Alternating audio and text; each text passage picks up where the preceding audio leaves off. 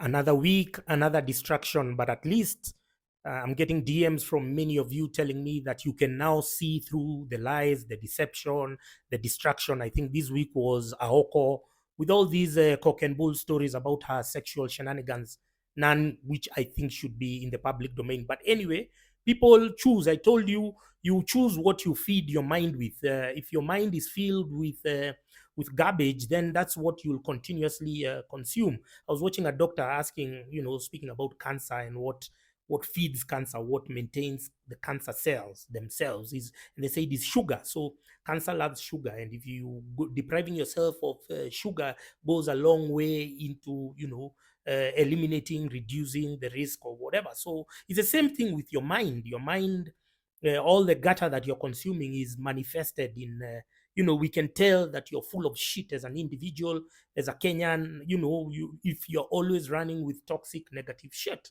Yeah. So this week, the distractions. First of all, remember Shakahola, bodies were found. We don't know where those bodies were.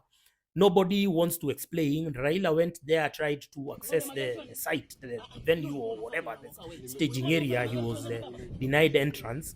We don't know who, but my guess is, because if bodies exist, then the bodies must come from somewhere.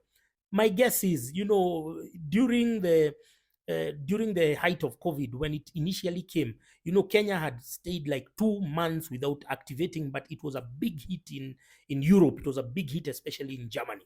And Germany, Italy, the casualties were really high during January, February. Kenya took action March. That's when we did the lockdown. That's when Uhuru and Buffoon Matiang'i then implemented the lockdown. So my guess is, because those Muzungus had started running away from Italy, the ones who are based in Malindi and Watamu, when they have a lot of property and investments there, they started running away and coming to Kenya. There were no COVID protocols at JKIA. Now they are when COVID is over. Then they weren't when COVID was a big hit. That tells you how government officials and their priorities are warped. They are very stupid people. So the Muzungus they came, and they had rocked up, they had pulled up with a lot of COVID, all of them. So and Kilifi has no hospitals. And who was the governor of Kilifi? Amos Kingi. Who is Amos Kingi now? Is the Speaker of the Senate.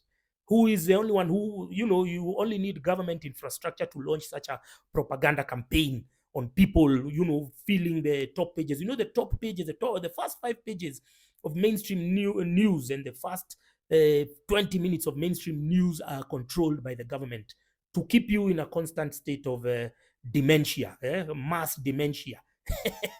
That's why you're feeding on negative energy, which the government is feeding you just to, because you're stupid. Anyway, so that's the only logical explanation. Not unless they come with something more convincing. I believe that those people died during COVID because Kilifi has non-existent health facilities. Yeah, Kilifi County. Everyone now you guys are going to buy apartments there for 15-30 million. Are you crazy? You're buying in Kilifi. You're buying an apartment for what? That place has no hospital. That place has no what. And where you get an incident is you and God, by the way. Other than the guys who can be able to afford, I don't know what. So that's the only logical explanation I would expect. They have to do a better job, because a story doesn't just come up and then disappear within 1 week like that. And then suddenly, people are not being allowed on the site. Even the same idiots of the media, the same journalists who broke the story and made a sensation out of it, booming sales, selling their front headlines and their bulletins, suddenly they are not being able to access, and they are not asking that questions because they are stupid. The media told you those journalists are full of shit. You shouldn't be listening to the media where you are right now. So what else are they distracting us from? It's a finance bill 2023. Here are the highlights. Bitcoin NFT is now defined as digital assets subject to tax. Sale of Bitcoin and NFTs taxed at 3%. Yeah, GOK, they are going to be taxed on per diem, those GOK employees, those stupid employees who rubber stamp everything politicians say. Yeah? Paid partnerships on IG and brand ambassador roles to be taxed. Yeah? Those influencers who think, once you tell an Instagram influencer and all those bougie idiots, you tell them, hey, let's join, let's talk about good governance. No, it will affect my brand. It will affect my brand. I don't want my brand to be affected. I don't like, fuck you. Now they are coming for you now. I told you silence is consent. Your silence, your compliance, your acquiescence. Now you thought that the people you work for are the only casualties. Now they are coming for you.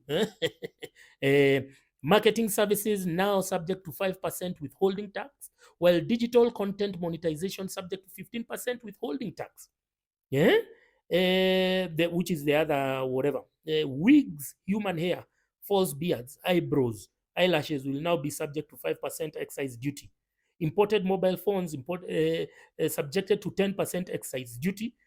Do you know why? Because President Ruto told us that there's another company which is going to make mobile phones here. Yeah, that company, of course, they have to be given a way so that now the people who are importing their phones become expensive. And this company, which is connected to the individuals who are in government, of course, they have to be given anti-competitive practices. It comes in this form. Yeah? And whatever. The rest. I just wanted you to know how the government operates. They first go for the young people, the youth. Because I told you the boda bodas, mamambogas, those guys, that's why they want you guys to go to Germany, they want you guys to go to Canada, because then there's less burden on you guys. Because these mamambogas and their stupidity. Did you see those mamambogas who are singing at a function by Betty Miner? Togo kiratene, togo kiratene, togo. Those stupid women, those are the ones who are bringing us these problems right now because of their stupidity. Yeah, which is why young people, you have to be more conscious about your politics. You have to wake up and vote. Voter apathy is promoted by media to keep you away from exercising your civic duty. You have to register as a voter, because you're seeing what they are going for everything about for young people. Anything that revolves young people. I don't even have a cryptocurrency, a fucking account. I don't even have one. And they are already starting to tax because now they want to suppress the growth of that industry. Everything else revolving young people, where you are making money, where you have, because these guys have suppressed us everywhere else. Now you are bringing in a new phone, they want to tax you. This crypto bill, this cryptocurrency idea to tax, it came from a guy called Abraham Kirwa. He's the MP of Mosop. He's the one who brought the idea to Kenya Kusha that you can tax crypto. And he came from the States. This idiot comes from Mosop. You think, how many people in Mosop use crypto? Why is it your primary strategy? You use the knowledge and skills you've learned from America. The first thing you want to come is to suppress young people. So, Abraham Kiro, you're an idiot. You understand? Like most of your colleagues in parliament. Yeah. So, anywhere where the young people are trying to succeed because the government has suppressed everywhere else, that's where the government is coming from. You know, is coming for. Now, you guys, your digital ambassadors, brand ambassadors, Instagram, I don't know what, you're being taxed. This government pretends like we don't know who evades tax. We don't know the entire game happens at the port. The big players, the big importers, because they are connected to them, then they are able to evade tax. And then the rest of us, they come to hammer us. They create narratives, and then they create distractions because they want to suppress the young people. This is the nature of governance. This is the nature of Kenya per se. This is the nature of the country per se. Anywhere young people are thriving, my God, the people lose. People lose sleep. My God, a bunch of young people are making money from crypto. It's almost like a crime. A bunch of money guys are doing NFTs. It's almost like it's a crime to make money in this fucking country. You have suppressed everyone. You are now, can you imagine how shameless it is for government to promote jobs abroad as if it's an achievement? That you're saying we are going to take people to Germany, we are going to take people. Is that an achievement really? Is it an achievement? Was it in your manifesto that you're going to, why are you trying to switch your manifesto? Focus on what you promise people on the manifesto. And now, young people, I've told you, exercise your civic rights, start taking politics seriously. Some of you are so desensitized from politics. You want to pretend that you're living in your bougie world. You want to pretend as if the adverse effects of bad governance don't affect you. They affect you, Buona. You have to, first of all, register as a voter. That's the first thing you should be doing.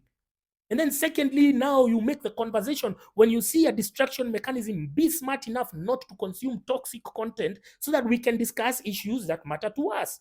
Rise up and grow up, you useless.